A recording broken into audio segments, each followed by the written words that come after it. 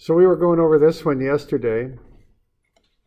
You can actually turn it in Wednesday if you want with the other stuff that's due Wednesday. That might work better rather than just having you turn it in, all that stuff. And we went through this a bit yesterday. The intent of this is just to introduce a little bit of the idea of some of the analysis you do when you're working, but also to give you kind of a review of 3D for the exam. It's right here. It's called the 3D Review Problem 2014. If you're in Moodle, it's in the homework downloads. Okay. And it looks like that. So what we want to do, we're given constraints on this rod here from A to B. Compression is 12,000 newtons, tension is 3,000 newtons, shear is 6,000, moment is 22,000. We want to know if that shaft will fail with the load shown applied. And then we also would like to know what load would cause it to fail. All right. So the first thing to do is to find the coordinates on the points. And these are all skills that you're going to need for the test. Okay, so we want to get comfortable doing this stuff. So we want to find the coordinates of A, B, and C. So everybody good with that? Getting that done? All right, and then what we've got here, we've got a number of things happening with that shaft there. So they're all caused by the 5,200 Newton force. So you want to find the force vector, and I'm quite sure you'll have to do this on Monday, so you want to get this just wired, okay? The other thing is, a couple things about the test. Get yourself a non-programmable calculator and run it a few times so that you're comfortable with it, because it might seem like a simple little thing, but if you pick up a brand new calculator from me on Monday, I'll bring a few extra, and you don't know how to run it, that's trouble. You don't want to be in that situation on a test. Okay? That's not a good place to be. So just get a simple calculator. Be sure you can run it. Now, the other thing is, these are processes. Take a little bit of time so you know the process. These, on these tests, you don't want to be kind of holding up to remember how to do something. You want to do it, okay? Generally speaking, in this class, you know what you need to do. You just have to remember, the kind of the steps. But have those steps figured out so you can just walk right through and knock this process out. Okay. And I've got even a thing on kind of a spreadsheet thing on, or a flow chart might be a better word, on page, I think it's 325 or something. It just walks through the different steps you would go through to accomplish different things in 3D. But I'm quite sure you'll have to find a force vector given position vectors. I'm dead sure that you'll have to do that. So, be sure you can do that. Okay.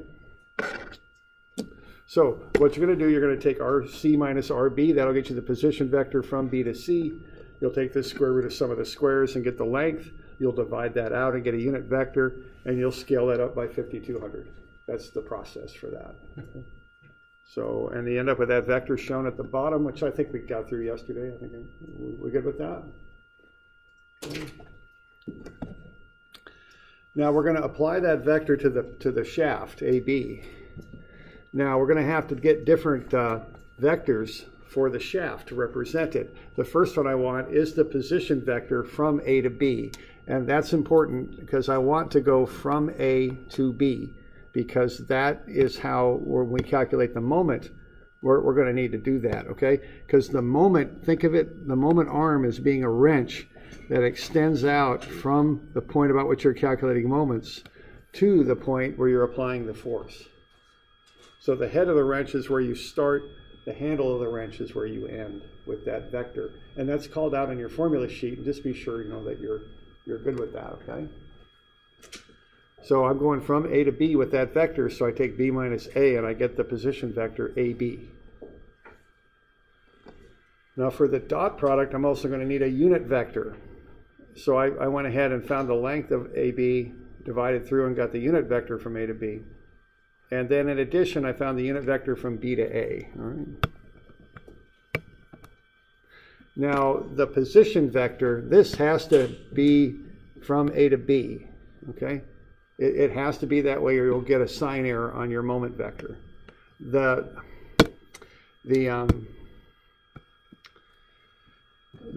unit vector for the dot product, it really doesn't matter which direction it goes. It's not that significant. But the position vector from A to B has to be right.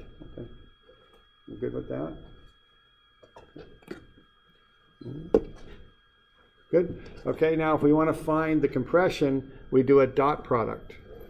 So we take the force vector that we already generated and we dot it with the unit vector. Okay, now I'm using the unit vector from B to A, you'll notice here, and the reason I'm doing that is I know this component of the force along the shaft is going to go from B to A. I can just tell by how that looks that that component of force will do that. So I've got a situation like so, all right? Okay with that? That's why I'm using B to A, and you'll notice I get a positive answer, which indicates it does go from B to A. It is a compressive force from B to A.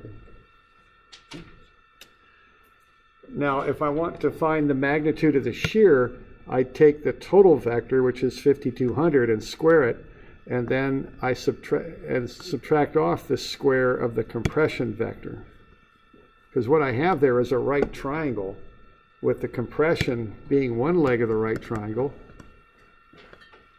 and the shear being the other, and the total being the hypotenuse. That's the 5,200. So I take 5,200 squared minus the compression squared and take a square root. I'm using the theorem of Pythagoras to find the shear force. Now all I was asked for is magnitudes here, so I don't need to do the vector stuff with that. Okay, all I'm doing is just the theorem of Pythagoras and backing back in.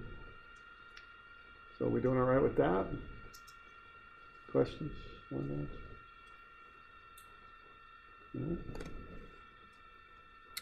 All right, so that's the compression and shear, and you can check both of those numbers. I think they're both below the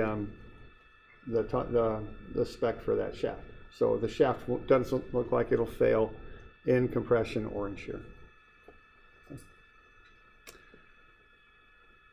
Now there is a tension value given in the problem statement, but there's no tension applied to this shaft in this situation, so I don't need to worry about the tension. It's not going to fail in tension because there's no tension applied for this loading. So I don't really need to worry about that number that's given. I think it's 3,000, is it? Is that the limit, I think? Okay. All right, I also need to check the moment. Now that's a cross product. Now the dot product was done with a unit vector, okay? But the cross product is not. See, I want the length of the vector in there. How long the wrench is matters, because the longer the wrench handle is, the more the moment. So when you do a cross product, you don't use a unit vector, you use the full vector from A to B. Okay? So I go, the moment is the position vector first crossed with the force vector. Okay? So be sure you get that order right, because it matters. Again, that's on the formula sheet. You also want the position vector from A to B, not from B to A, but from A to B. Okay? If you use B to A, you'll get a sign error. If you switch and go F cross R instead of R cross F, you get a sign error too. If you do both, you get two sign errors that cancel out. You get the right answer, but I'll still clip you a little bit on that because because you're not doing it properly. Okay, so just be aware of that. Okay, so you want R cross F, and also you want R A to B in this case, from A to B. Okay. So just be sure you're getting that right, and you just run through that cross product.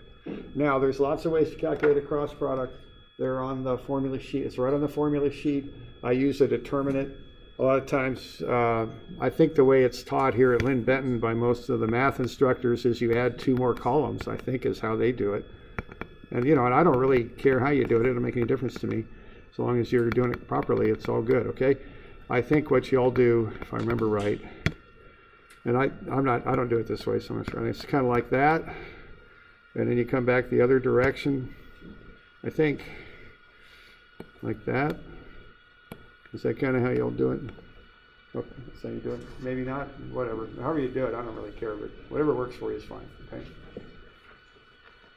So I think that's it. I'm not sure. Okay, and again, the formula is right on the formula sheet, so if you need it, it's there. Okay, yeah. Did you not find the moment? What I did was I just moved the magnitude the shear and then divided by the distance. In this case, that will work, yeah, because the shear is perpendicular to the shaft. So you could take the magnitude of the shear times the distance. Generally speaking, unless you have both handy, that's, you know, you do a cross. I mean, the normal way to do a 3D moment is with a cross product, especially if you need a vector. So I wouldn't, that work in this case because you happen to have the shear. That is not the general, the way you did it is correct, but it's not the general method for doing it, if you follow me. Yeah. Okay. Especially if you need a vector, that won't get you the vector. Checker with that way. Yeah, I guess, yeah, I never thought about that. Yeah, sure, that would work. It would be a way to check the magnitude for sure. Yeah. And it is the idea too, the perpendicular force times the distance gets you the moment. Yeah, sure thing. Okay. All right. Other questions on that, comments? Okay. All right, so that's, and again, as I was mentioning, the intent of this is to give you a review of 3D. That was my intent in putting this together. Okay. There's that last little bit about how much force, you know, what force would cause the shaft to fail. I'll just let you figure that one out. I don't think the calculations on that are so difficult. So don't get into a whole bunch of crazy calculations. You know, I think from speaking to some of you, you're already plenty busy this term. So, you know, maybe spend more time just kind of thinking about it. And the calculations to get that last little bit answered are not that difficult, really. It's more a conceptual thing of figuring out how to do it. And sometimes, you know, you can just kind of think about that and think about it all weekend, you know, and kind of just ruminate on it, and maybe it'll come to you. You know, don't, you know, that's not the main thrust of what I'm after here. That was just something extra I put on there just to kind of see about understanding this stuff a little bit. Okay. But are there any questions on that? I'm not going to just walk you through the doing of it. It's something I want you to think about. But are there any questions on that last little question? Yes. So earlier, for when it asks for the shaft to fail on tension, yeah, we're given options for yes or no. So you say because it doesn't apply this. Yeah, right. Correct. The answer to the will it fail in tension will be no, because there is no tension in it to fail it. Yeah. Okay. Right. Other questions?